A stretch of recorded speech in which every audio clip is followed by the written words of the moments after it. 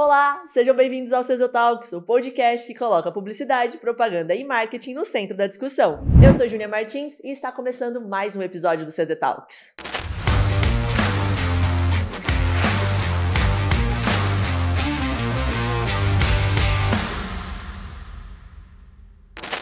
Pessoal, chegamos a um episódio que eu estava ansiosa por ele, confesso. Hoje eu tenho um artista na minha frente e a julgar pelas artes que eu estou vendo, esse bate-papo vai longe. Ele é simplesmente artista visual, muralista e pós-graduado em design gráfico, com uma carreira sólida e uma paixão pela arte que se traduz em cada traço e cor. Ele dedica-se não apenas à criação artística, mas também à educação. Ele é professor universitário de desenho acadêmico, ilustração publicitária e designer gráfico. Ele é especializado em artes digitais, desenho à mão livre e pinturas de murais em grande escala. Utiliza sua expertise para comunicar ideias e sentimentos por meio das cores, formas e espaços. Seja muito bem-vindo, Rubinho. Legal, obrigado. Gostei da apresentação. Gostou? Valeu, massa. Cara, eu tô aqui... Gente, esse episódio a gente vai falar muito sobre a importância da arte dentro do mundo da publicidade, o quanto a comunicação não verbal, mas muito visual, de símbolos, cores, formas, isso comunica muito. E a minha primeira pergunta para você é, dá para ver nas suas artes a emoção e o seu sentimento, mas o quanto você acha que é importante de fato para a publicidade essa comunicação em arte? Cara, a importância é gigante. Se a gente for ver na nossa memória, 80% da nossa memória é visual.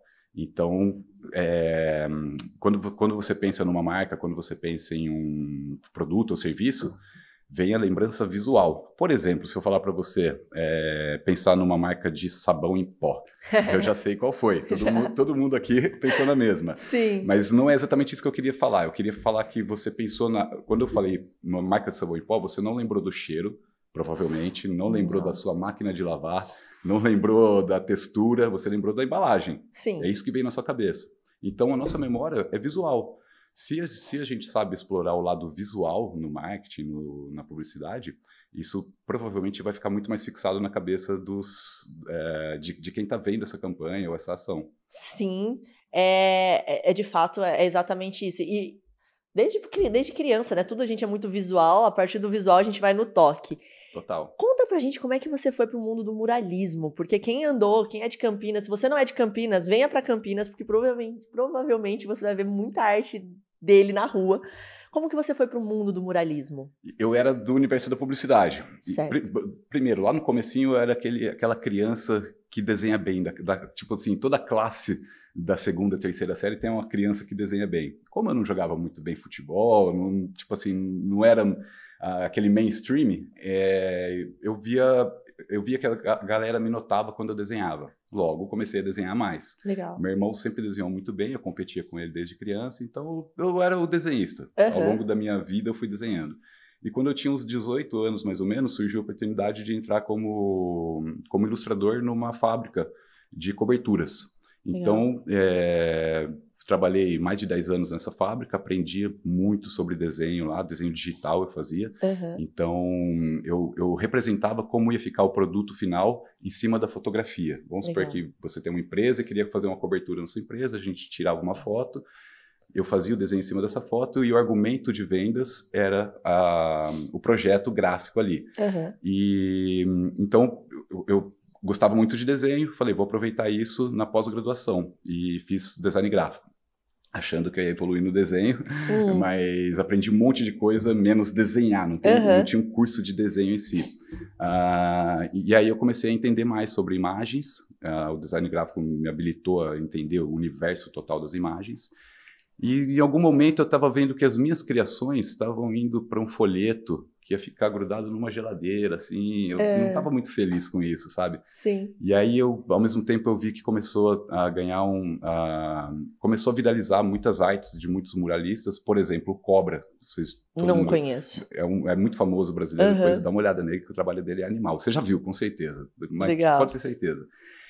E aí eu falei, cara, olha que massa, o tamanho desse mural, como é que ele faz isso? E, tipo assim, eu sei desenhar, mas eu não saberia desenhar desse tamanho. E aí me apaixonei pelo tamanho, pelo volume do desenho e pelo impacto que isso causava nas ruas e tudo mais. Eu não precisaria estar dentro de um museu para expor minha arte. E aí eu falei, cara, eu vou para esse meio do mural. E, tipo, não sei se foi Deus, o que foi. O primeiro evento de grafite que eu fui, de mural, eu postei uma foto lá, tô no evento de grafite e tal, já apareceu uma marca querendo fazer um grafite comigo. Que legal. Você pinta mural? Eu falei, pinto. Nunca tinha pintado um mural na vida. Nunca tinha pintado. Mas o design gráfico, ele me deu ferramentas para conseguir fazer. A noção você tinha, né? Total. Legal. Então, eu tinha várias técnicas de desenho, técnicas centenárias de desenho que me ajudam na criação do mural, na transferência do desenho em pequena escala para um mural em grande escala. E falei, cara, vamos fazer. E aí eu fui, inclusive esse daqui é o primeiro projeto que eu fiz para um mural. Esse daí. E foi o meu primeiro não também. É mesmo? Foi. Cara, nossa, eu fiquei semanas criando isso, porque eu não estava muito acostumado ainda. Até para colocar a imagem em cima da fotografia no Photoshop, eu tive que aprender alguns recursos dele. E aí eu fui, apresentei, o pessoal dessa empresa gostou demais. Pode falar o nome da empresa, não tem problema, tá? Perdão, das Óticas Ipanemas. Das Óticas Ipanemas, então um abraço para o Simval e para o Silvio, para o Judson. E aí o Simval olhou, gostou, que é um dos proprietários dessa loja em questão, mas ele falou, putz, cara, a gente já estava cotando com outro artista de peso, chamado Rogério Pedro, é meu amigo também aqui de Campinas, cara super bacana. E acabou que ele pegou esse trabalho e eu fiquei triste, chateado. Falei, nossa, não acredito, perdi. Mas logo depois vieram outras oportunidades e a gente fechou e começamos a pintar. Aí não paramos mais. Que legal! Muito massa. Nossa, minha cabeça tá fervilhando de perguntas, eu preciso organizar elas antes de fazer para você. Eu vou voltar um pouquinho antes, para depois a gente chegar no mural, mas quando a gente fala muito do mundo de publicidade, agência principalmente, eu vou muito me colocar no seu lugar e eu quero ver a sua opinião sobre isso, tá? Legal. A gente vê muito cliente falar assim, eu não gostei dessa cor, eu não gostei desse logo nessa posição, eu não gostei...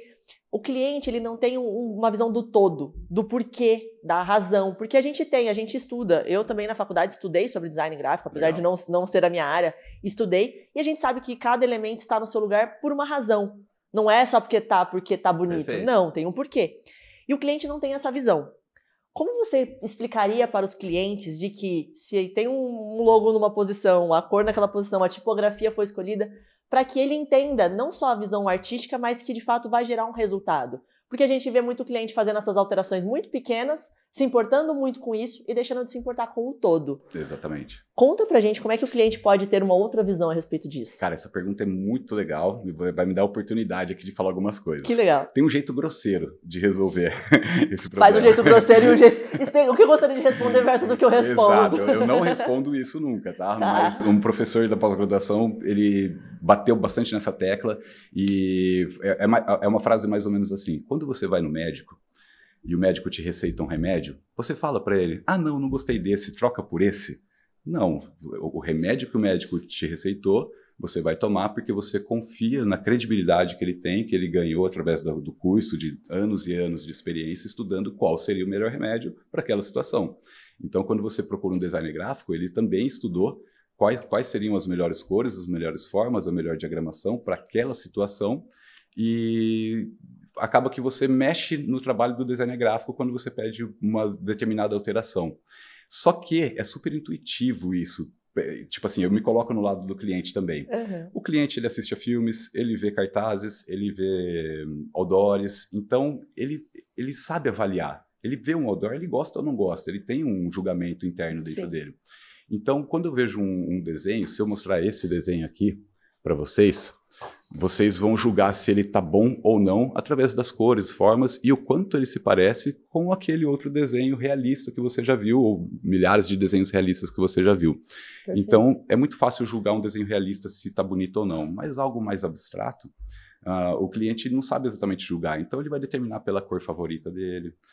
Muitas vezes cada um tem uma cor favorita, às vezes você tinha uma boneca, um brinquedo quando era criança, cor de rosa. Você pode ter uma relação boa com a cor de rosa por causa desse brinquedo, ou situação, ou o carro do seu pai, ou a cor da casa de verão que você ia. Às vezes você gosta dessa cor ou não gosta. Então, para determinada situação, eu escolho uma cor, vamos supor, escolhi cor de rosa, aí vem o cliente e fala assim, não gosto de cor de rosa. Isso já aconteceu comigo muitas vezes. E aí, o cor-de-rosa era a melhor situação para aquela situação, mas aí põe o gosto pessoal dele em cima, achando que todo público vai entender aquela arte como ele entende, Sim. com a mesma opinião pessoal dele, mas não. Cada pessoa entende de um jeito, então a gente pensa nas cores e formas e tudo mais, pensando em abranger um público maior. Só que entra a opinião pessoal de cada um. Então eu entendo isso e eu não falo do jeito grosseiro, eu tento ser super carinhoso, super simpático e falar, ó, é rosa por causa disso, disso, disso. Talvez o marrom não seja bom por causa disso, o vermelho não seja bom por causa disso. E aí eu tento convencer ele devagarzinho, assim. Tem um caso que eu fiz as artes pro Taco Bell, aqui na Norte Sul. E o pessoal, tipo, eu criei uma arte, mas eles têm muitos padrões lá, aí passou por várias instâncias a aprovação dessa arte, até chegar lá na Califórnia, com o pessoal do escritório deles mesmo lá. E aí eu criei uma arte, tinha mais ou menos uns 10 elementos, e aí o pessoal de lá falou, nossa, adorei a sua arte e tal, você pode trocar esses 8 elementos? Adorei, ficou lindo. Dá pra você alterar tudo? Exatamente, exatamente. Tipo assim, não tô julgando mal eles, porque tem um padrão deles que eu não estava tão alinhado ao padrão deles, e fizemos as devidas alterações e ficou legal no final das contas. E tem um outro caso de um cara que eu fiz, um cara mais do interior, assim, eu fiz um logotipo para ele, e esse cara, ele trabalhava numa empresa que tem o logotipo amarelo. E ele trabalhou 20 anos usando o uniforme amarelo dessa empresa. Aí ele foi sair, era uma franquia, ele foi sair dessa franquia e abrir a empresa própria dele e me chamou para criar a identidade visual. Aí eu criei a identidade visual com azul e branco, para remeter à limpeza, tecnologia e tudo mais. E fui lá na empresa dele. Ele falou, apresenta para mim, mas apresenta para todo mundo ao mesmo tempo da empresa, porque eu não vou saber repassar essa apresentação. Chamou todo mundo, a gente se reuniu, abri a apresentação, apresentei para todo mundo, aplaudiram. Nossa, que legal, nunca pensaria, né, nesses fatores para escolher a cor e tudo mais. Aí passou umas 2, 3 semanas, eu vi o carro dele passando na rua com o logotipo amarelo e azul. Meu Deus. Eu liguei e falei, pô, o senhor mudou e tal. Ele falou, sabe o que é, Rubinho? Eu ando com uma camisa amarela faz 20 anos na minha cidade, as pessoas me reconhecem pelo amarelo. Eu sou amarelo, praticamente. Eu preciso da cor amarela na minha comunicação. Pô, eu avisasse antes, né? Eu colocava amarelo aí, poxa. E aí ele mudou escondidinho, porque a apresentação foi tão boa, ele ficou com vergonha de mudar o branco, tirar o branco. E aí acaba que tá até hoje o logo amarelo e azul lá. Vi anteontem no produto dele. Que legal. Muito bacana. Eu uso a mesma associação que você utilizou, né, com relação ao médico. Eu falo que nós somos os especialistas, a gente tem que dizer para o cliente o que ele precisa e o que é melhor para ele, porque essa é a nossa função, a gente está sendo pago justamente para isso. Exato. E uma outra coisa é a psicologia das cores, o que as cores remetem, o que elas refletem, qual é o sentimento que ela gera. A gente recebeu recentemente um neurocientista que disse sobre o impacto das cores, o quanto isso mexe neurologicamente com a gente, sabe? Então, esse é o nosso desafio de todo artista, todo comunicador, é dizer e explicar o porquê dos porquês. Exatamente. E parte muito do cliente também confiar no nosso trabalho, da nossa entrega. Então, isso é muito interessante que você trouxe pra gente. E eu falo também, existe aquilo que você gosta e aquilo que funciona. Isso. O que você quer. Exato. Você pode tomar a decisão porque você é o cliente, mas você quer o caminho do que você gosta ou do que vai funcionar. Exatamente. E às vezes são caminhos opostos. Mas na maioria das vezes, tipo, se você souber explicar direitinho, o cliente, ele até te agradece depois. Ele fala, porque eu não tinha essa noção, agora que você me explicou direitinho, vamos fazer a sua ideia aí, que vai ser bacana. Exatamente. Que legal, Rubinho. Vamos voltar então para o muralismo? Como é que é? Essa aí é uma curiosidade muito, acho que de todo mundo. Como é ou como funciona esse processo de você, em pequena escala, fazer uma arte e como é colocar em grande escala? Como começa esse processo criativo? Bom, primeiro começa com muito medo. No começo, você fala assim, caramba, eu tenho que montar um andaime para fazer meu desenho. Tipo assim, a gente costuma desenhar numa folha de papel em casa, num ambiente controlado. Sim. Lá tem sol, chuva, tem gente passando, xingando, elogiando, tem gente que tenta pegar seu spray e sair correndo. É muito doido. É verdade. Depois eu te conto. Depois você me conta essa história. E só que é o seguinte, o processo funciona da seguinte maneira. A primeira coisa é que eu tenho que fazer a arte 2 vezes. Então isso foi um desafio para mim no começo, porque eu estava acostumado a fazer um desenho, tá pronto, acabou. E agora eu preciso de uma aprovação de um terceiro, que seria o contratante. Então eu não posso chegar aqui e colocar uma arte de surpresa no seu estabelecimento. Eu preciso de uma aprovação anterior a isso. Então eu crio arte digitalmente no Photoshop mesmo. Eu venho aqui, tiro as medidas da parede, crio um arquivo nas mesmas medidas no Photoshop, faço toda a aplicação da arte. E aí, isso num objeto inteligente. Quem trabalha com Photoshop aí vai entender. Eu crio um objeto inteligente e aí eu, no mesmo arquivo, coloco a foto do local. Então, eu teria uma foto aqui do ambiente. Essa imagem digital que eu criei, eu aplico em cima da fotografia, através de um objeto inteligente. Então, tudo que eu fizer aqui na imagem já vai cair em perspectiva, com luz e sombra, com a iluminação do ambiente e tudo mais. Então, eu consigo ser muito rápido nessa criação. E mandar para você como ele vai ficar com 99% de fidelidade ali. Legal. E após esse envio, você consegue mostrar para os seus sócios, para a diretoria, para quem decide ali se a arte vai ficar bacana ou não, se é isso que vocês estavam pensando mesmo. E também cabe algumas alterações. Não gostei muito dessa cor. Puxa o logo mais para cá.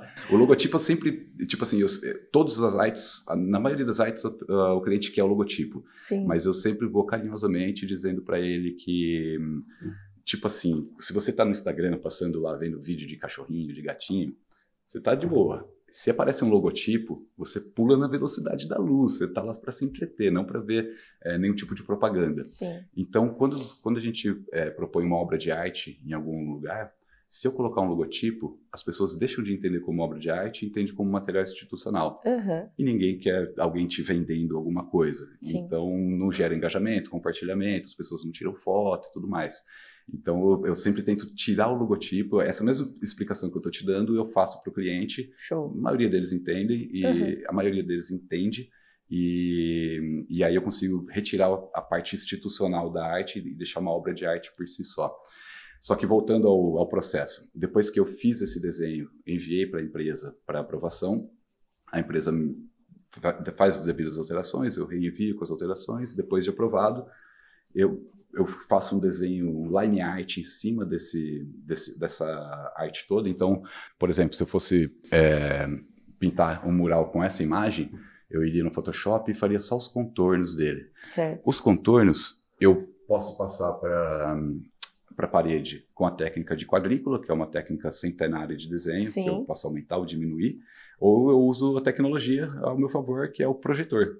Então eu vou de noite no local, ligo meu projetor, luz gigante lá, e risco todos os contornos. Assim, tipo assim, eu não preciso nem me preocupar com se está na proporção, se um olho está maior do que o outro e tal, é só transferir os desenhos do projetor para lá. E aí, depois que está projetado, eu volto no dia seguinte com um montão de cor, de lata, de spray, de lata de tinta, bandeja, e aí a gente começa a pintura de fato. Eu vou olhando aonde que tem determinado tom de azul, e pego o meu azul claro, coloco lá, meu azul escuro, coloco lá, e eu vou olhando aqui, copiando as manchas de cores, basicamente isso. E aí eu criei um processo que facilita demais, parece um livrinho de colorir. Então eu coloco um código na minha cor, coloco um código naquela área que vai o amarelo. Legal. Então o amarelo sol é o código 04. Eu olho na parede 04, eu não preciso nenhuma referência mais. Se tem 04 lá, eu pego aqui um spray 04, pinto aquela área, todas as 04 de uma vez, depois eu pego 05, 06. A hora que eu termino a última cor, o negócio está pronto, um passe de mágica, assim. Que sensacional, Rubinho. Eu tô assim, eu fico impressionada porque eu sou péssima nisso, mas péssima mesmo, em grande escala, literalmente. Em desenho? Em desenho, assim, em desenho. Mas eu sou péssima de reta, pra você ter noção. Eu não consigo fazer uma reta com régua. Com régua fica torto. Juro. A Rafa, ela tá rindo porque você também, né, Rafa? Eu não julgo. Eu não consigo fazer uma reta com régua. É um desafio pra mim. Eu não tenho noção de espaço, muitas das vezes. Enfim.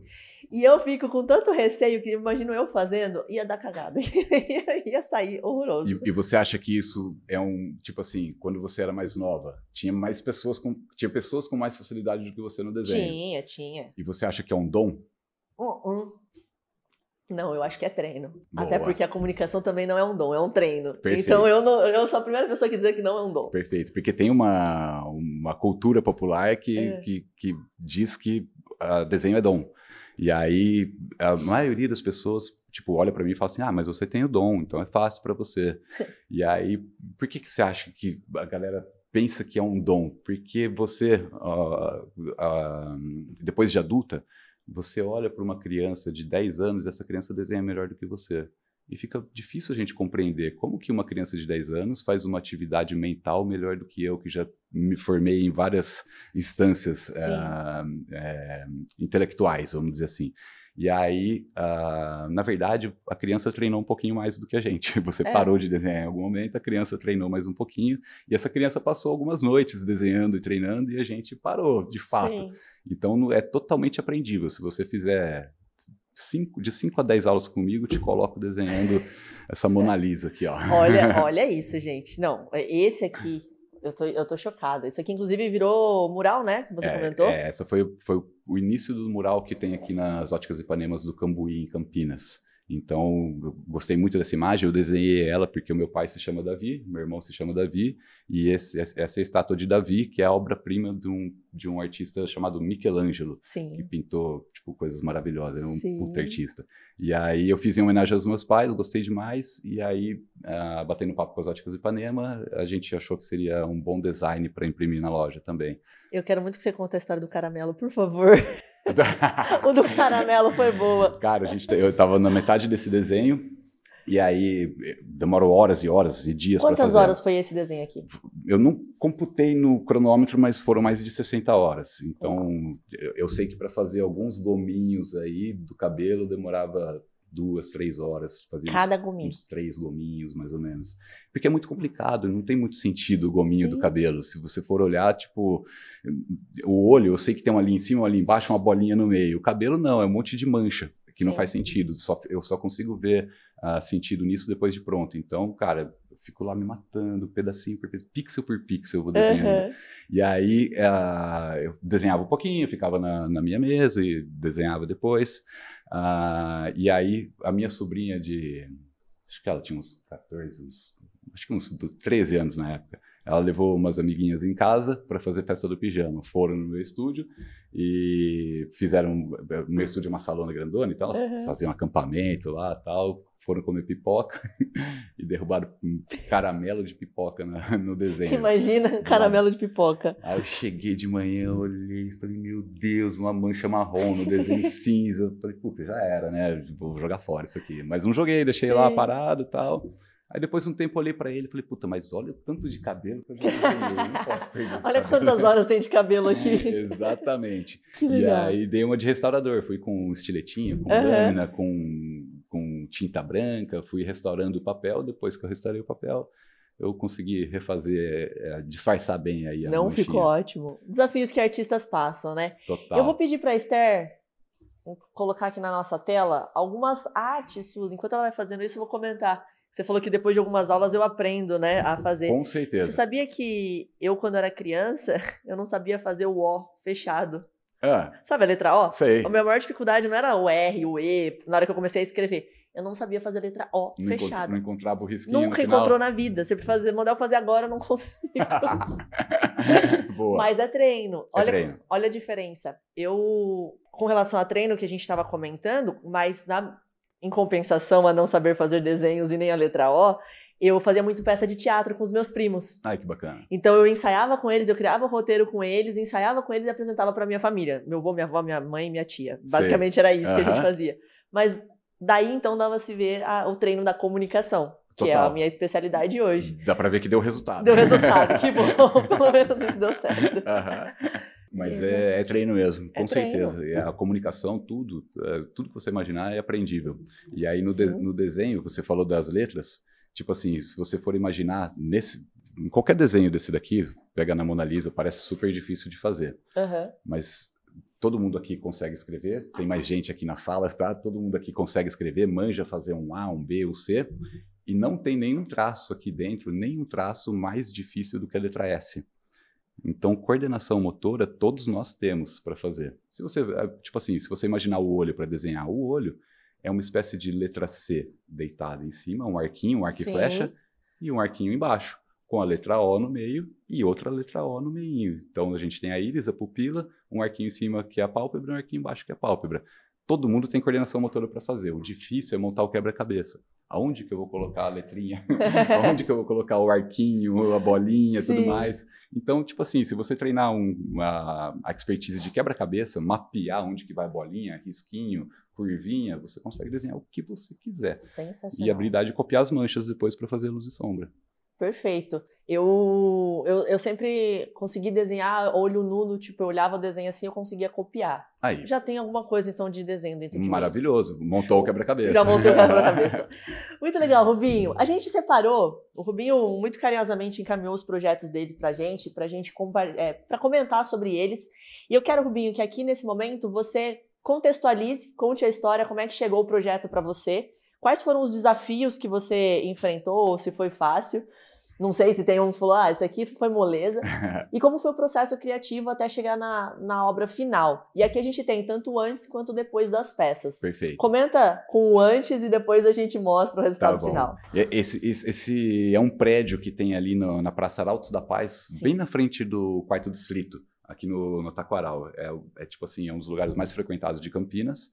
E então, para mim é super bom porque é relevante para o meu portfólio e mostra a minha arte para mais pessoas. E aí a prefeitura lança periodicamente editais para artistas. E aí eu vi esse edital, falei, pô, vou me inscrever lá.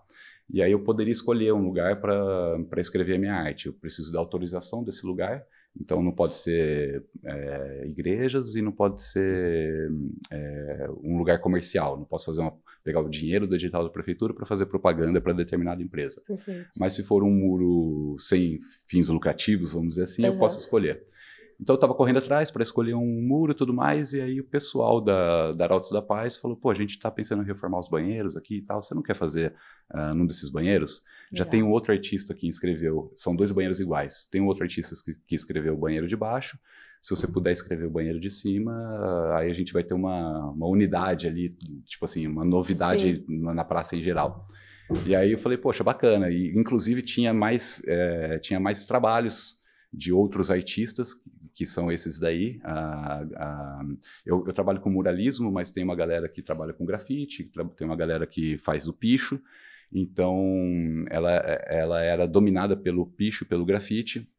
Eu fui lá, bati um papo com o pessoal. Essa tag aqui é de um artista que se chama Cabelinho. Ele faz mural também e faz esse tipo de trabalho. Aqui era uma arte do Snifo. Ali atrás tinha uma arte de um cara que assina Foda-se. Uhum. E aí, tipo, falei com essa galera, bati um papo com eles, falei, surgiu a oportunidade de pintar arte ali e tudo mais, o pessoal foi super receptivo. E então, tipo assim, para não ter conflito, porque a gente está pintando na rua, de repente, um não quer tampar o trabalho do outro. Só como surgiu essa oportunidade, eu fui lá, bati um papo com eles, foi super bacana, e escrevi esse local. Mandei o projeto para a prefeitura adorou, super bacana, e acabou que foi aprovado. E aí, esse projeto foi criado previamente, antes de aprovação, tudo mais, tipo, a prefeitura julgar o seu projeto, já tem que ter ali a arte. Uhum. E aí eu pensei como ali no Taquaral é um lugar, talvez o maior lugar de prática de esportes da nossa cidade. Pode passar, Esther, por favor. Eu pensei, esse é o antes e esse daí é o depois. Legal. Então eu pensei em representar os esportes que são ali praticados. Sim. Em grande parte, principalmente pintando ali, eu reparei que em grande parte são pessoas correndo, caminhando, andando de bike. E eu sei que ali tem uma cena muito forte do skate também. Então, como eu tinha um espaço limitado ali, não dava para colocar muitos esportes, eu selecionei 3 que eu achei que eram relevantes e representei um skatista, uma ciclista e um maratonista, vamos dizer assim, um corredor. Passa mais um, por favor, que eu acho que tem na próxima. Tem. Aí, ó. Aqui, ó. Então, aqui seria o maratonista e ali a ciclista. Então, representei com cores... Eu pensei em usar cores bem vibrantes e quentes, porque ali já tem muita grama, muito verde. E eu pensei em colocar essa arte em destaque. Então, se você for olhar no ciclo cromático, como a gente organiza as cores ali, As cores ao contrário, as cores contrárias ao verde são mais relacionadas ali ao laranja e tudo mais, então eu me aproximei dessas cores para ter um destaque bem legal, para ter um equilíbrio ali entre a natureza e a arte urbana, vamos dizer assim. E coloquei cores bastante explosivas, pensei em imprimir bastante movimento, então eu testei, fiz vários desenhos de ciclistas, de homens, mulheres, de vários tamanhos, várias posições. E aí, testando, achei essa posição que achei bastante impactante da ciclista, deitei ela bastante para dar uma sensação de velocidade. Sim. E aí usei o mesmo padrão de cores bem vibrantes para comunicar ali um movimento, um entusiasmo grande. Sim. E ali no Taquaral, não sei se você sabe, com certeza você sabe, a galera fica dando volta, né? Sim. Então é como se a cada volta tivesse ali uma ciclista motivando, tipo, continua. O maratonista também, tipo, continua, tô aqui com você correndo, para dar essa impressão. Que legal, Rubinho. Você estava citando no começo, no antes, né, a respeito do grafismo, do piche. O piche, grafite, né? O picho. Picho. Isso. Grafite, picho e o mural. O mural.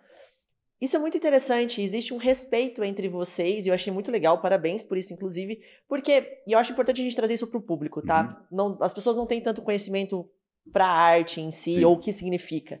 E olha, de forma geral, eles têm como, isso aqui tá tudo pichado, né? É assim retratado como vandalismo. Exato, entende-se como um vandalismo. Mas explica pra gente que não, que cada arte é a sua forma de se comunicar. E como cada uma delas se comunica, se você puder explicar isso pra gente, por favor. Perfeito. Primeiro que é difícil eu falar que não, e a dona Lourdes está com a casa dela pichada, e ela odeia o picho, então eu não tenho como ir contra a opinião dela, sim, é a casa dela, eu respeito a opinião dela. Mas olhando do meu lado aqui, enquanto artista, a gente pode pensar que o picho é uma manifestação visual de alguém que talvez não consiga colocar o seu quadro no museu, a sua arte no museu. Ou até mesmo alguém que não teve as mesmas oportunidades que eu de estudar sobre desenho, sobre arte. Então, eu me considero privilegiado de ter tido essas oportunidades. Muitas vezes a pessoa quer se manifestar, mas ela não sabe desenhar, mas ela sabe escrever. E ela tem a ferramenta que é o spray na mão dela ali. Então, a grosso modo, a gente pode pensar, não são todos os casos, não dá para generalizar, tem gente que faz o picho que é de região afastada, tem gente que faz o picho que tem um poder aquisitivo super bacana, mas a gente pode pensar, a grosso modo, que é um jeito da gente notar eles, porque da gente não, do público em geral, sim, sim. Assim. Então, se você for ver os artistas das belas artes estão expondo em museus, em galerias, tudo mais, eu estou expondo na rua, e essa galera, ela quer ser vista também. Sim. Então é um jeito deles colocarem para fora, para a sociedade, e dizerem, eu estou aqui também, eu existo, me notem, tipo assim, eu tô aqui, quero ser notado. Então é super compreensível eles quererem sair do ambiente que eles estão e tentar atingir outros ambientes para serem notados. Todo mundo quer ser notado, sim. Todo mundo quer ter algum tipo de valor. Então, o grafite já é considerado um pouco mais artístico pelo público, porque trabalha com algumas cores e tudo mais. E o picho, a galera considera vandalismo. Porque muitos picham a lugares privados, lugares que não podem ser pichados. Mas eu tenho notado que aqui em Campinas, a galera respeita bastante os lugares privados. Eles picham mais em tapumes, em lugares abandonados, tudo mais. É difícil você ver por exemplo, aqui no prédio de vocês, se está bem decoradinho e tudo mais, dificilmente vai ter um picho aqui. A galera meio que respeita, assim. Isso é um ponto interessante também. Vocês se respeitam, saindo um pouco, né? Mas vocês se respeitam como artistas. Então, quando um picho vê esse tipo de obra de arte na rua, ele não vai pichar em cima. Não vai. Assim como você, ao invés de simplesmente ir lá e pintar e tampar as artes dos outros, você também, com muito respeito e carinho, conversou com cada um deles e inseriu a sua arte. Isso exatamente. É muito legal. Exatamente. Isso é muito importante. Passa pra gente, Esther. Essa aqui, gente, olha, essa aqui tá no Cambuí, né? Tá no Cambuí. Ela é maravilhosa. Eu sou fã das cores gritantes, assim, sabe? Eu gosto. Esse impacto visual é muito gostoso de ver. Total. Conta pra gente sobre essa arte. Cara, essa arte são 400 metros quadrados de pintura. A gente envelopou o prédio inteiro. Aqui tem uma descida que é do estacionamento, tá pintada também. Ali é outra entrada do estacionamento e para lá tá tudo pintado também. Então, a gente começou... Antigamente tinha uma arte que era desse artista Rogério Pedro, que eu citei para vocês. E era super bacana, tinha uns geométricos aqui e uma ilustração aqui na parede lateral. E aí o dono da loja falou, pô, quero renovar, porque infelizmente a arte vai morrendo na parede. Sim. Tem sol e chuva, começa a descascar, a gente não tem controle sobre isso. Então a arte vai envelhecendo e é legal trocar, até para renovar a marca, para mostrar que eles estão sempre se atualizando. E aí ele me chamou para fazer, primeiramente, a fachada, e aí a gente eliminou os geométricos, era geométrico preto e branco, assim, sabe?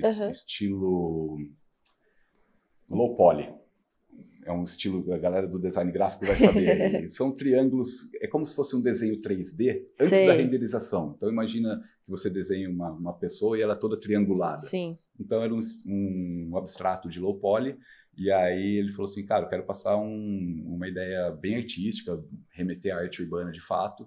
Então, é por isso que uma das coisas que me fez escolher pela estátua do Davi e pela Vênus de Millais, que são objetos de arte mesmo. Então, sim, como ele queria ser lembrado artisticamente, eu vou buscar objetos que lembrariam arte. E aí tem todo o design. O design do Davi é perfeito, talhado à mão, sim, uma coisa maravilhosa. É uma estátua de mármore de Carrara de 15 metros de altura, está lá no Louvre, é gigante.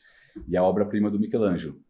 Então, para comunicar que o design dos produtos da loja é um design tipo fora de série, a gente colocou um design fora de série, que era a estátua do Davi. Sensacional. E é como se fosse um encontro de entidades artísticas. Elas não se conversam. Essa arte ela é uma estátua que foi encontrada. Na verdade, ninguém tem muita certeza de onde ela veio. Não sei se você já viu que é uma estátua de uma mulher que não tem os bracinhos. Sim. Então ela estava meio quebrada. Uns falam que é arte grega, outros falam que foi feita depois, tudo mais, mas ela é muito relevante para a história da arte. Então eu juntei essas duas figuras de uma forma artística e coloquei também uma linguagem mais moderna, que são elementos vetoriais, vamos dizer assim. Legal. Não tem degradê, é como se fosse feito por um software tipo Illustrator, assim. Então eu misturei o antigo com o moderno, passei essa ideia do design, e aí ficou essa parte pronta, e depois ele falou, não, vamos envelopar tudo. Ficou muito bacana. Ele quis envelopar tudo. Isso. E aí tem muito a ver com as suas embalagens aqui? Tem, na verdade as embalagens são fruto dessa fachada. Então ele falou assim, cara, eu queria criar uma coleção de embalagem, uma coleção de cases para óculos, e queria colocar minha identidade nessas cases. E aí a gente bateu um papo, partiu da ideia dele utilizar essas imagens, e eu falei, cara, super bacana, super dentro. Muito, mas é muito, muito, muito bacana mesmo. Você estava comentando que veio do Japão, da China? De onde? Da China. Foi fabricado lá? Um dos representantes do Ótica Ipanema foi numa feira do ramo ótico. E aí nessa feira tinha uma empresa que fazia tipo essas capinhas sensacionais, assim. E ele falou, pô, eu queria nessa qualidade as capinhas. Bateu um papo com a empresa, que era da China. Alinhou tudo com eles, mandaram as artes para lá. O pessoal imprimiu, mandou para a gente uns testes, ficou ok, e ele adquiriu alguma quantidade, não sei quantos exatamente. Então veio de lá da China essas impressões. Ficaram muito, tipo, ao vivo a qualidade delas é muito bacana. A qualidade delas é absurdo de ver. É muito legal. E se torna, de fato, uma obra de arte para você ter na sua casa isso aqui. Com certeza. Como eu posso dizer? É tratado mesmo como uma arte, uma obra de arte. Todo mundo gosta de arte. As pessoas se identificam com arte há muitos anos.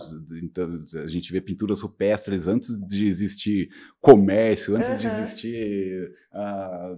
antes da linguagem ser determinada como está hoje, já existiam os desenhos lá. Sim. Então a gente se identifica muito com a arte. Poderia ter um logotipo aí, geralmente tem um logotipo, mas os logotipos parece que tipo, é uma propaganda institucional, e a gente não se orgulha de ter um logotipo em casa. E olha só. Até tem, mas é lá dentro, de forma muito sofisticada, no detalhe. Não digo nem que é proibitivo ter um logotipo aí. Que geralmente é uma cor só e um logotipo estampado. Então aí já não fica algo tão bacana de você ter ali em cima da mesa, de mostrar para os familiares, de levar para um evento, às vezes, o seu óculos. E aí, olha só que bacana. Quando a gente tem um produto e esse produto, o cliente gosta dele, ele se apega e usa, coloca na bolsa, coloca em cima da mesa e tudo mais. Então a ideia era ser um produto super bonito aos olhos dos clientes e que isso ficasse igualzinho, tá ali, ó, que ficasse em cima da mesa do seu escritório, na sua casa. E se isso fica ali martelando essa imagem na sua cabeça, martelando essa imagem na sua cabeça, aumenta a participação que essa marca tem na sua lembrança. Então a obra de arte é um grande aliado do share of mind, que tipo, quando eu falei para você pensar no sabão em pó, no começo da conversa, eu pensei em qual sabão em pó tem o maior share of mind, eu sei qual que você vai pensar. Se eu falar para você, pense em um refrigerante, eu também já sei qual você pensou. Sim. Então, se isso daqui está martelando lá na sua cabeceira da cama, na sua mesa, provavelmente essa marca vai ter mais participação na sua memória. Essa é uma excelente estratégia de marketing. Com certeza, com certeza. Se o cliente chega com uma dor gigantesca, preciso aumentar meu top of mind, preciso registrar minha marca na cabeça das pessoas, eu quero que as pessoas lembrem de mim o tempo inteiro. Exato. Aqui está um belo exemplo disso. Qual caminho eu tomo? Isso já é usado na publicidade há muito tempo, então por isso que existem os brindes, mas os brindes ajudam a aumentar a participação da marca na lembrança do consumidor. Mas se eu te dou uma pasta com o meu logotipo, você vai enfiar na última gaveta lá e não vai nem dar bola para o logotipo. Mas se tem uma obra de arte impactante que você se identifica, aí aquilo faz sentido para você e você lembra da marca. Exato. Instintivamente. Exato. Então, gera desejo de uso. Passa pra gente, por favor, Esther. Nossa, essa aqui também. Legal, né? Essa daí me trouxe muitas alegrias. Essa esquina, ela é a mais movimentada de Campinas. Eu não lembro agora, né? Tipo, passa muita gente. Passa, muita gente. Dia. É na Glicério com Benjamin Constant. Sim. Então, tipo, o tráfego de ônibus que tem ali, dentro de cada ônibus, o tanto de gente que passa, a maioria dos ônibus que passam pelo centro passam por ali, muito tráfego mesmo. Então, muita gente viu, muita gente compartilhou, surgiram muitos trabalhos a partir desse, que a galera via esse trabalho, via assinatura, me chamava para cotar e tudo mais, acabava rolando. Então, foi muito bacana. E é a maior arte que eu já fiz. Ela é lindíssima. É a maior arte que você já fez? Quantos metros?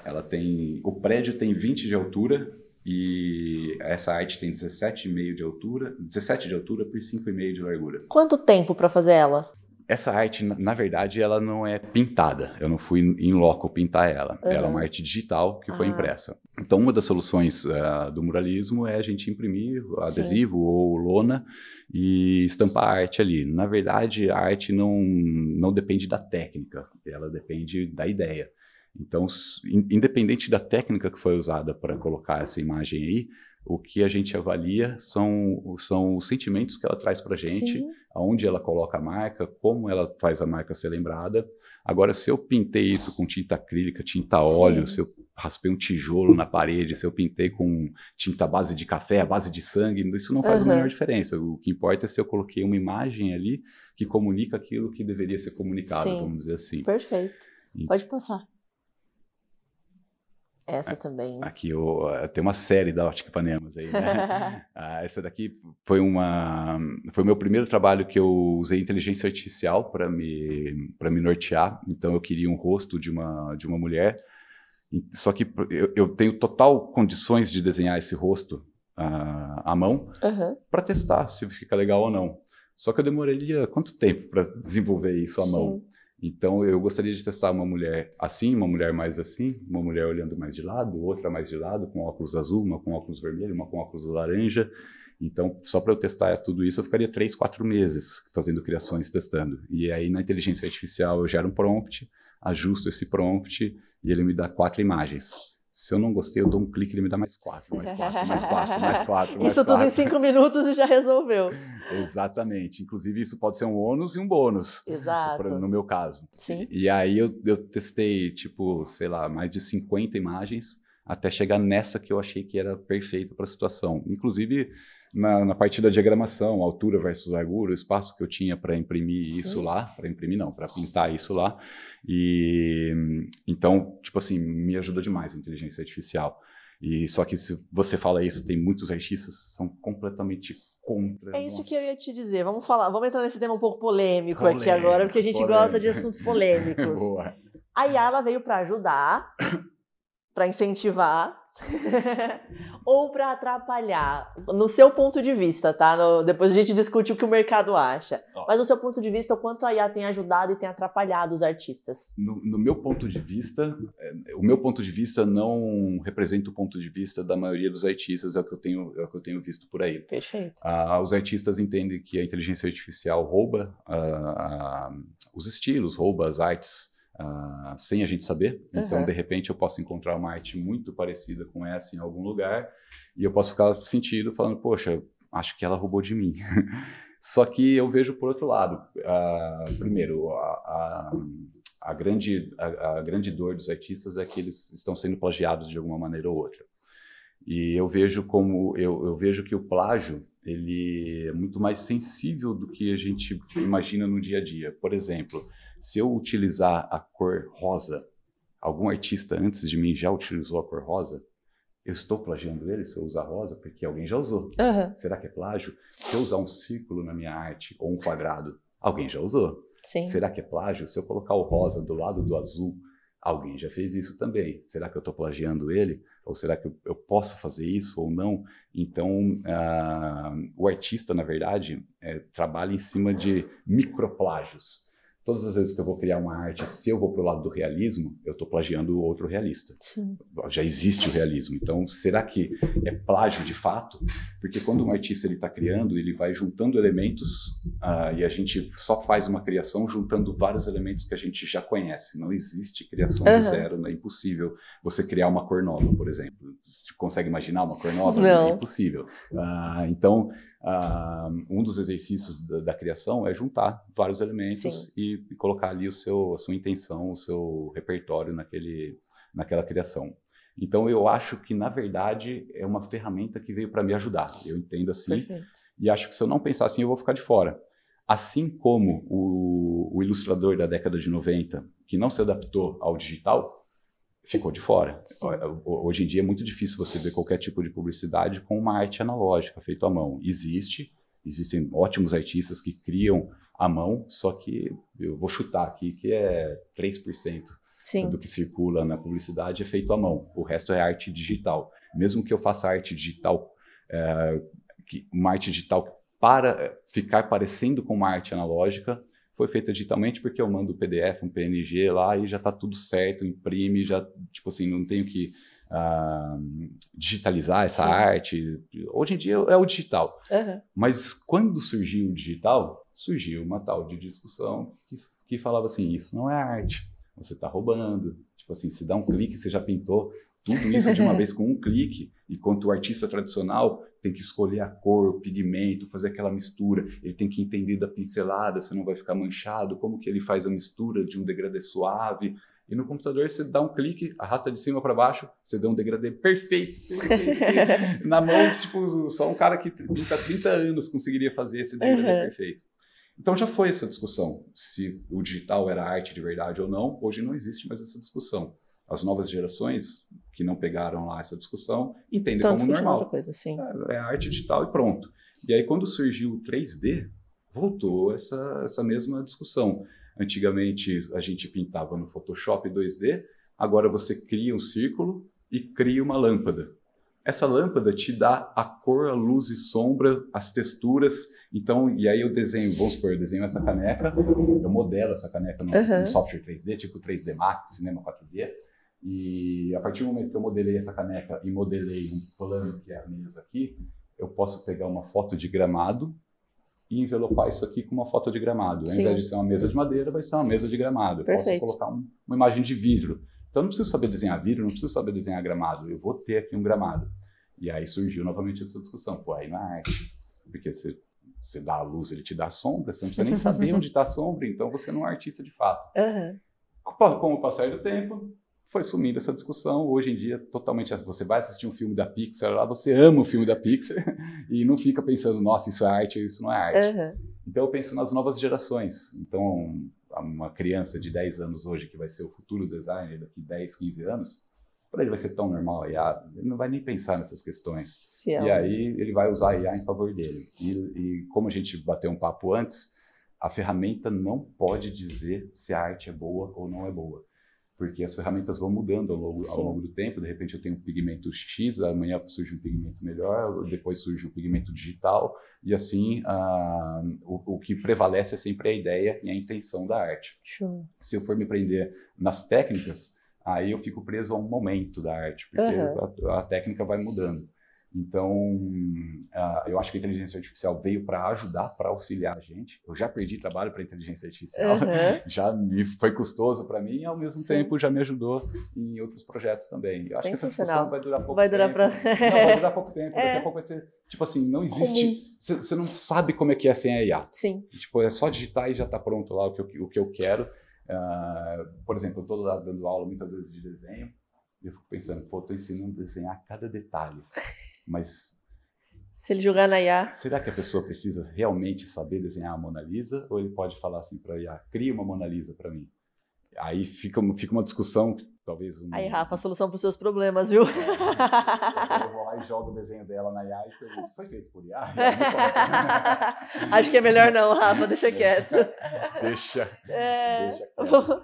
Ai, Rafa, era meu sonho mostrar seu desenho aqui agora. Sensacional, viu? A Rafa, para quem não acompanha, ela é minha aluna na faculdade e está aqui junto com a gente. Aqui. A gente avaliou o desenho dela agora há pouco. Show, incrível. Uma artista nata em progresso. E a gente tem que ver a evolução, da onde ela veio até onde ela vai. Com certeza, em ascensão. Não, foi massa. Esther, passa pra gente, por gentileza. Aqui, essa imagem é ali é no Cambuí também, fica na frente de um bar famoso chamado São Bento. Tipo, é uma empresa que vende serviços relacionados ao cuidado com o corpo. E, então eu quis trazer uma imagem de uma mulher sóbria, uma mulher feminina, feliz, centrada e com bastante delicadeza, que é o que as pessoas buscam ali, um tratamento com delicadeza, já que está se tratando da nossa pele. Isso que eu ia te perguntar, Rubinho. Nesse caso, e nos outros também, só para contextualizar, o cliente ele vem com o briefing pronto ou você cria? Como é feito esse processo de... eu só quero uma arte, não, eu quero uma arte assim, assim, assim, ele vem explicado, você que sugere. Como funciona esse processo? Tem de todo tipo.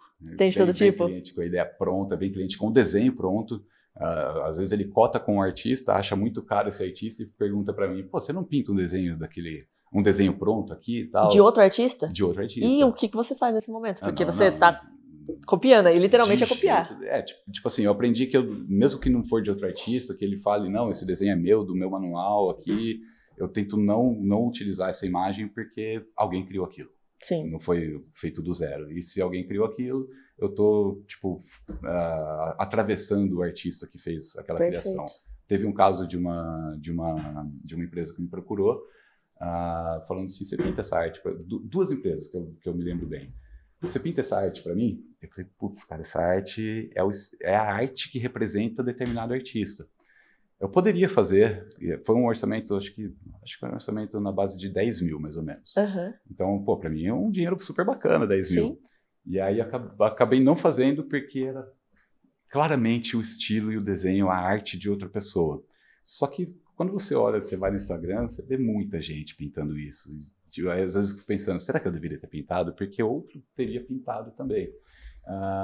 Perdi o trabalho, não fiz o desenho, provavelmente outra pessoa plagiou esse artista, ganhou esse dinheiro, e aí eu fico nessa discussão, será que eu deveria ter feito ou não? E no outro caso, tem um artista que é relativamente famoso, um artista de São Paulo, que chama Mena, e uma empresa aqui de Campinas veio com uma arte do Mena e falou assim, cara, eu queria pintar isso na minha fachada. E era mais caro ainda do que os 10 mil. Falei, poxa, e agora, o que eu faço, né? Tipo assim, eu sei de quem que é essa arte. Aí eu falei, cara, infelizmente, eu posso criar alguma coisa colorida, que vai remeter um pouco à arte dele, mas eu não posso copiar a arte dele. Mas se você quiser, o contato dele é esse. É o cara que cria isso e tudo mais. A pessoa foi lá em São Paulo, contratou ele, pintou e tem uma arte do cara aqui. E ele nem sabe, eu acho Uhum. que eu que indiquei ele, que Sim. foi essa situação que aconteceu, mas consciência limpa, sem plagiar ninguém, sem arrumar briga com ninguém. Paz no coração. Paz no coração. Show. Exato. Vamos lá, passa pra gente, Esther. Ah, isso é interessante. Embalagens, então você também chega a fazer? Embalagem. Como eu sou do ramo da publicidade, eu tenho a expertise de trabalhar com softwares e tudo mais, e trabalhar na linguagem publicitária. Essa empresa, a empresa Magnus, que fabrica ração, é uma das maiores fabricantes de ração do Brasil, tem várias fábricas, é super gigante, é super bacana a empresa, e ela estava criando essa linha premium de alimentos para cachorro e para gato. E aí o pessoal do marketing me procurou e falou assim, pô, Rubinho, eu quero lançar o produto no catálogo, porque são muitas empresas, muitos representantes, muitos pet shops que vendem esse tipo de esse produto, só que não existe o produto ainda, não foi fabricado. Será que você não consegue desenhar a embalagem, um desenho fotográfico, desenhar a foto do produto pra gente? E o rótulo já havia sido criado por outra agência, e ele me chamou para fazer o desenho aonde eu aplicaria o rótulo. Perfeito. Então eu desenhei essas linhas, eu desenhei essas cores, tudo mais, mas a tipografia, tudo mais já veio pronto de outra agência, tá? Então eu criei o desenho, criei um objeto inteligente, em cima desse desenho eu ia alimentando com a ração de frango, com a ração de atum, com a ração de todos os sabores. Nesse caso aqui dessa embalagem eram 7 sabores. Então eu crio uma embalagem, alimento ela com vários rótulos, dou um ok, tá pronto, dou um ok, tá pronto, dou um ok, tá pronto. Legal. E esse daqui é um dos produtos, e tem um outro, acho que é o próximo. Esse daqui. E esse é o outro produto também. Se você for abrir o catálogo, acho que está até hoje, não substituíram pela foto do catálogo, porque a foto é cara. Eu cotei na época com um fotógrafo aqui de Campinas, ele falou, uma média assim, 2 conto por foto, R$2.000. Eram 23 produtos desse daí, mais 7 do outro, ia dar tipo 60 pau só de foto. Só de foto. Então, ficou muito mais em conta fazer comigo esse projeto, porque eu fiz um desenho e alimentei de forma automatizada. E acho que ele não quis tirar foto depois. Sim, com certeza, bem mais barato. Funcionou, a galera olha para isso, não vê um desenho, vê uma foto, tá ótimo. Exato. Aqui também a gente fez da Gran Plus, recentemente também fizemos uma embalagem da Gran Plus, que está no PDV, maravilhoso, das bolachinhas. Que legal. Do Glauber, um artista incrível também. Ah, que bacana. A gente gosta de fazer embalagens, fazemos para... A imagem central era uma arte? Era uma arte. Que bacana. Era uma arte. Que bacana. Eu já tentei fazer isso. Eles cotaram comigo, mas acabou não rolando e virou fotografia mesmo. Justo. Não, virou fotografia também no final. Tá. Virou fotografia e que virou a própria embalagem física também, mas todo o processo a gente que fez. Legal. Passa pra gente, Esther. Ó, esse daqui é na CPFL. Aqui de Campinas. Na saída na Campinas Mogi. Aqui na saída para a estrada. Essa daqui é o prédio central deles. Será que eu posso chamar de filial? Não sei, a filial não, a matriz. Matriz. Acho que eu posso chamar de matriz, não tenho certeza. Então eles têm uma entrada VIP lá para grandes parceiros, clientes, quando vem o pessoal de fora, e entra por essa entrada, e eles tinham esse paredão, eles queriam dar uma vida, dar uma cor, modernizar a fachada deles, e me fizeram a proposta de pintar lá. Legal. Achei super bacana. Ficou bem bonito. Me brifaram com cores da paleta deles e tudo mais. Sim. E aí eu fiz algo energético, mas que lembrasse florais também, para falar sobre sustentabilidade e tudo mais. Então a gente vê bastante movimento, bastante energia rolando aí. Tem muito disso, né? Você mistura um pouco da sua arte com a necessidade comercial do cliente, do que ele precisa. Você costuma fazer, na maioria das vezes, isso, esse seu toque especial. Como eu estou atendendo uma segunda ideia, eu estou atendendo a uma ideia primária de alguém, eu tento alinhar sempre a minha ideia, a ideia da minha arte àquela ideia primária. Então, vamos supor que eu vou pintar um mural numa empresa, sei lá, fabricante de bicicleta. Não vou pintar um avião. O bom senso ele sempre prevalece, né? Óbvio. Muitas das vezes eu nem pinto uma bicicleta, tá? A gente tenta passar os valores de tecnologia. Então, se a empresa fabrica bicicleta, ela tem alguma tecnologia envolvida. Legal. Então, eu tento comunicar tecnologia através de formas e cores. Se eu pintar de marrom, provavelmente eu não vou lembrar tecnologia. Eu vou lembrar algo mais de raiz, assim, mais já estabelecido no mercado. Legal. Se eu usar talvez uma combinação de azul com branco, com tons de azul, pode ser que eu lembre tecnologia. Então, às vezes eu quero lembrar um movimento, eu não vou desenhar quadrados estáticos, eu vou colocar ondas que a gente consegue ver o movimento. Então, tem tudo a ver com bike, movimento, tecnologia. Não preciso colocar bike, eu posso fazer uma arte abstrata, assim, que já vai comunicar os valores da empresa também. Que legal. Passa pra gente, por favor. Esse aí é um pouquinho mais da imagem, Isso. Pode passar. Aqui, ó. Eu sou fã dessas artes, assim. Eu gosto eu desse estilo. Bem ilustrativo, assim, né? Eu gosto também. Tem um pouquinho de realismo aí, Sim. tipo assim, a lente do óculos a gente põe alguns degradês, fica meio realista, e a gente coloca bastante vetor também, que é uma linguagem mais simples de ser vista, entendida e memorizada. Quando eu digo vetor, eu falo, por exemplo, da diferença entre esse tom e esse tom, ela ser feita diretamente através de um risco assim, meio computadorizado. Quando eu falo realismo, você pode imaginar essa unha aqui, é um desenho mais realista, apesar de ser cor de rosa e vermelha, mas ele tem um tratamento realista. Então, eu gosto bastante de misturar esses dois mundos, do realismo e do vetor. E essa ilustração foi feita para um bar aqui no Cambuí também. Então, era um bar que o nome era The Lords, ele acabou fechando agora, uns tempos atrás. Mas a ideia era colocar um Lorde. E aí eu desenhei um Lorde meio doidão, assim, super despojado, meio felizinho, tomando uma cerveja. Na verdade, quem patrocinou esse mural foi a Estrela Galícia. Então, pediram para colocar algum produto deles lá. Então, na mão dele aí tem uma garrafinha de cerveja. Que legal. E o logo, que não deu para fugir. Mas o realismo ele tem muito a ver com sombra, com jogo de luz, de sombra, né? Isso, o degradês. Então, o degradês. Que legal. Pode passar, por favor, Esther. Que legal. Essa é bem bonita também. Essa é uma das minhas preferidas. O cliente pediu para mim, é uma empresa que trabalha com distribuição de produtos vindos do mar, produtos alimentícios vindos do mar. Então, só que, tipo assim, produtos premium, de uma qualidade, nossa, sensacional. E aí ele falou, pô, eu tenho a minha identidade visual, que é azul e laranja. Como você pode trabalhar em cima disso? Como você pode trabalhar em cima disso? Então foi um desafio trabalhar só em cima do azul e do laranja, só que são cores que se completam. Elas são contrárias também. Então eu tenho um equilíbrio visual quando eu trabalho com coisas contrárias, alto e baixo, gordo e magro, claro e escuro, eu consigo ter um equilíbrio.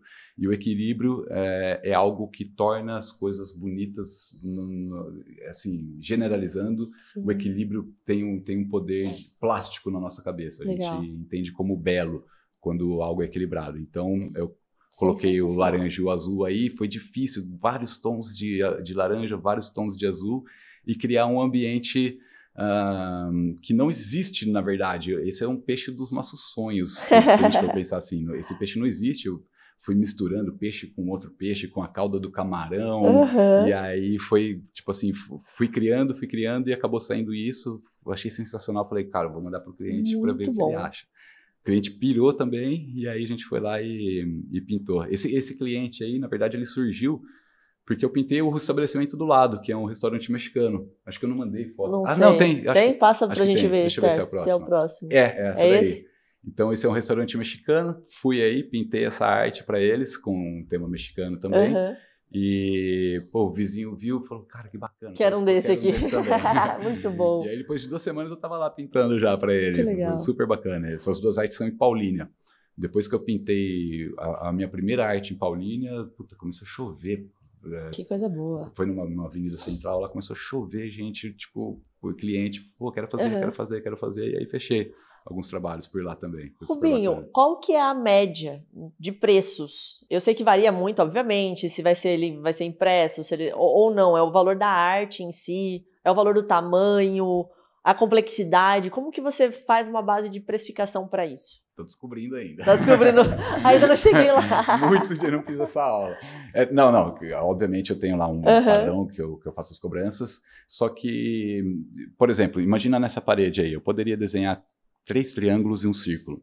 Seria muito mais fácil. Sim. Então isso alteraria o preço também. Como era um desenho de um rosto realista, demanda mais tempo, mais trabalho, tanto na criação da arte, eu fazendo ali no meu monitor, desenhando, é mais tempo ali, mais tempo para pintar também no local. Então, isso vai influenciar o preço. Se fossem 2 rostos, 3 rostos, 8 rostos, aí isso vai encarecer também. Show. Mas você pode pensar numa média aí de desenhos simples, R$100 o metro quadrado, desenhos mais elaborados, 300, 400, R$500 o metro quadrado. Só que eu tenho uma tabela progressiva que eu utilizo.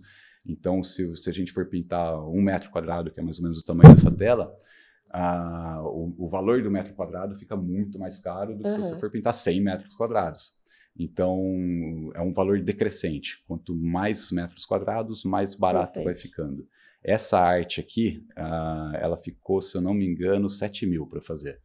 Já tudo incluso, tinta, projeto, vai e vem, visita técnica e tudo mais. Então, basicamente é isso. Se fosse um desenho mais complexo, ficaria um pouquinho mais caro. Se fosse um desenho mais simples, um pouquinho mais barato.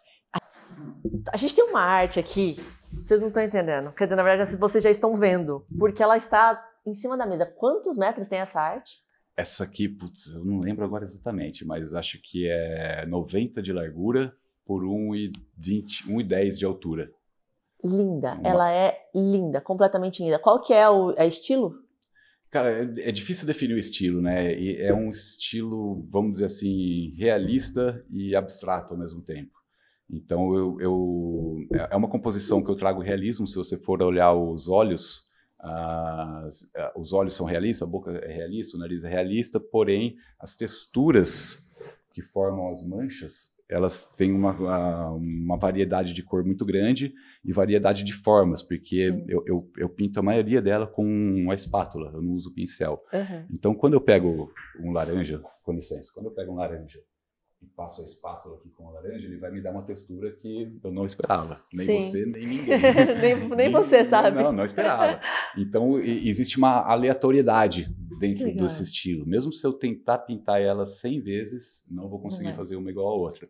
Então, eu gosto dessa aleatoriedade, só que para deixar ela realista e você entender como um rosto, entender os volumes, o que está na frente, por exemplo, a pontinha do nariz está para frente, e a parte de baixo do nariz aqui dela está pro fundo, a gente consegue ver isso. Para eu conseguir ajustar esses tons, usando cores variadas, é um desafio incrível. Então, se você tiver oportunidade, se você que está assistindo, se tiver oportunidade de dar um print e transformar essa imagem em preto e branco aí na sua telinha, você vai ver que ela fica mais realista ainda, porque imagina assim, eu tenho que acertar a iluminação da bochecha. A iluminação... Fazer isso. Vai falando que eu vou fazer esse teste aqui. Tá bom. Essa luz, ela tem que corresponder à luz do azul claro. Certo. Então, eu posso usar a cor que eu quiser, desde que essa cor esteja iluminada da mesma maneira da maneira que ela deveria estar iluminada. Então, eu posso usar vermelho, laranja, amarelo, qualquer cor. Gente, é real. Olha lá. Façam isso em casa. É maravilhoso. Olha isso aqui. Então, muitas das vezes eu estou no meio do processo, eu tiro foto para, tipo assim, porque é difícil ver o realismo com um vermelho no meio da bochecha, um amarelo, um azul no meio da bochecha. Não tem nada de realista num vermelho, numa mancha azul na bochecha. Quando eu coloco em preto e branco, eu vejo se a iluminação está correta. Então, eu consigo colocar os reflexos na parte de cima da bochecha, utilizando o azul claro, ali do outro lado, e eu coloco a sombra utilizando o azul escuro, ou poderia ser um vermelho escuro, poderia ser um laranja escuro, é só ajustar a iluminação. Então, um trabalho meticuloso. Nossa, fiquei muitas horas pintando essa tela. Eu imagino. Sensacional, Rubinho. Eu tô, assim, apaixonada. Ela é maravilhosa. A sensação que ela nos passa é tão boa, é tão alegre, tão bonita, é uma beleza que... Com certeza. E tem a bagagem emocional que as pessoas têm com a Frida também. Sim. Muita gente gosta dela e aí eu coloco a cara dela expressa com muitas cores, muito impacto visual, muita alegria. Então, tipo assim, para compor um ambiente, você vai lembrar, primeiro, vai te remeter à arte clássica já de primeira. Sim. E vai alegrar totalmente o ambiente e quem se identifica com ela, então, vai ter um valor incrível para essa pessoa. Sensacional. Rubinho, nós estamos encaminhando para o final e a gente tem uma brincadeira aqui no CZ Talks, que é um bate-bola, jogo rápido, igual de frente com o Gabi, que é a brincadeira do esse ou aquele. Tá. Você só pode escolher uma opção ou outra. Eita, não posso, tipo, falar uma frasezinha? Eu gosto de falar. Eu sei, todo mundo fica em cima do muro aqui, é sempre um depende, vamos lá. Boa. Vamos ver se eu vou estar boazinha hoje. Tá. Brincadeira. Rubinho, desenho digital ou mão livre? Ou mão livre, né, perdão. Então. Começou, pessoal, é assim, Então, vocês já estão acostumados. Eu gosto mais da mão livre, mas eu uso mais o digital. Show! Murais em espaços públicos ou privados? O público é mais legal, mas privado me dá mais dinheiro. Lá, ele tá, é a segunda já que ele está em cima do muro. Arte abstrata ou figurativa? Figurativa. Trabalho solo ou em colaboração com outros artistas? No mural é difícil trabalhar solo, sempre preciso de um artista ajudando e às vezes eu ajudo outros artistas também. Show. Tons vibrantes ou tons mais neutros? Vibrantes. A resposta ela tá aqui no meio da nossa tela, no meio da nossa sala. Exatamente. Inspiração na natureza ou na arquitetura? Pô, eu prolongar. Na natureza, na arquitetura, no cinema, na moda, no design, em viagens, e puta, inspiração em tudo, né? em tudo. É. Pintura em telas ou grandes murais? Grandes murais. Embora o sol me faça gostar mais de pintar em casa, no meu estúdio. O frio, o vento. Exato, subir em cima do andaime, no sol e no vento ali é complicado. Imagina. Tipo assim, o maior desafio foi pintar em altura. Esse foi muito difícil. Primeira vez que eu subi no andaime, ficava travado assim, fazia... Nossa, dá medo. Depois, coitado, cara, você tá lá 8 metros de altura, um negócio assim, ó. Balançando e você vai de boa, tranquilo. Que legal. Pintura em telas eu já falei. Design gráfico para empresas ou para projetos artísticos pessoais? Empresas. Arte como forma de protesto ou expressão pessoal? Não sou revoltado. Manhã ou noite para criar suas obras? Tem que ser durante o dia, mas a noite é melhor. Tem inspiração mais à noite? Ah, total. E sossego, não tem um WhatsApp, não tem telefone, não tem, tipo, pessoas, não tem cachorro no vizinho, sabe? Aí flui. Que delícia. Muito melhor. Que muito legal. Melhor. Rubinho, aproveita esse momento, então, para deixar uma dica prática, um conselho, uma frase para quem quer entrar ou já está no mundo da arte, para que ele não desista também, porque é um mundo desafiador. Mas eu quero que você deixe essa mensagem final para os nossos ouvintes e quem não assiste também. Para a galera da arte, que gostaria de viver de arte, por exemplo? Sim, pode ser. Cara, é possível, mas não depende só da sua habilidade de arte, depende da sua habilidade comercial. Tem gente que pinta muito mal e tá rico, ganhando dinheiro pra caramba com a pintura. Tem gente que pinta muito bem e não sai do quarto. Então, é mais sobre vendas do que sobre pintar. Isso para ganhar dinheiro e viver disso. Não estou falando se a sua arte vai ser melhor ou não, se você souber vender. Mas para viver de arte é necessário entender de vendas, de mercado e tudo mais. É a maior dificuldade dos artistas.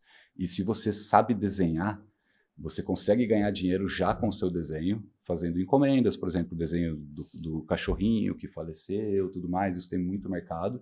Mas se você conseguir envelopar o seu desenho numa segunda camada, o que eu quero dizer com isso? Ao invés de você só desenhar no papel, você desenhar na pele de outra pessoa. Aí você gerou valor para o seu desenho, porque está na pele de outra pessoa. Ou você colocar isso no material publicitário, ou você colocar isso no mural, ou você colocar isso numa tela. Então, na verdade, a maioria dos artistas que a gente vê contemporâneos surgem do desenho. A habilidade de desenhar levam eles a querer ser artistas. Se você conseguir transportar o seu desenho da folha de papel para uma tela, você vai conseguir ganhar mais dinheiro. Para um mural, mais dinheiro. Para uma tatuagem, mais dinheiro e assim por diante.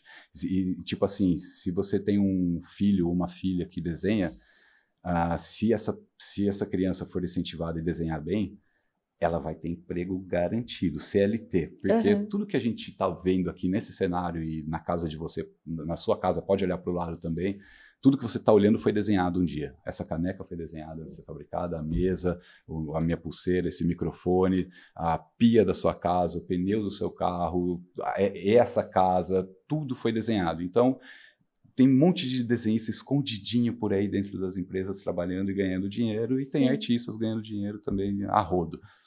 Que sensacional. Tem um mercado abertíssimo esperando os artistas, Abertíssimo. os desenhistas. Enquanto a IA não toma conta. Mas utilize a IA ao seu favor, Com não é certeza. mesmo? Dá para ter um time com a IA agora. Exato, exato. Muito bom. Pessoal, esse foi mais um episódio do CZ Talks. Gostaria de agradecer, Rubinho, pela sua presença. Foi incrível o nosso bate-papo. Massa demais. Convido vocês a seguir ele nas redes sociais. Siga a Agência CZ nas redes sociais. Me siga nas redes sociais. Não esquece de curtir, comentar e compartilhar. E até o próximo episódio. Tchau, tchau!